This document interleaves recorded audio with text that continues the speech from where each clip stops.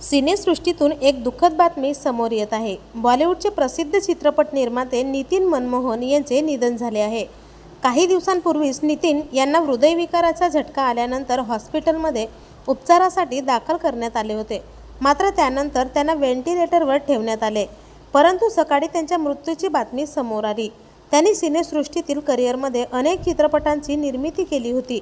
बोल राधा बोल, लाडला आणि दस यांसारखे काही सुपरहिट चित्रपट त्यांनी सिनेसृष्टीला दिले होते।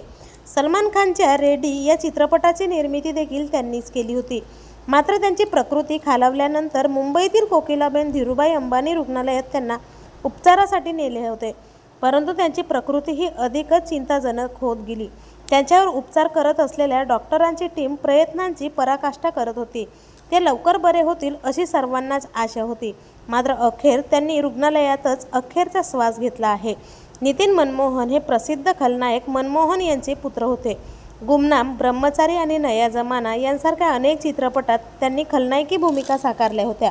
वडिलांच्या पावलावर पाऊल टाकत नितीन यांनी देखील सिनेसृष्टीत मोठे नाव कमावले होते।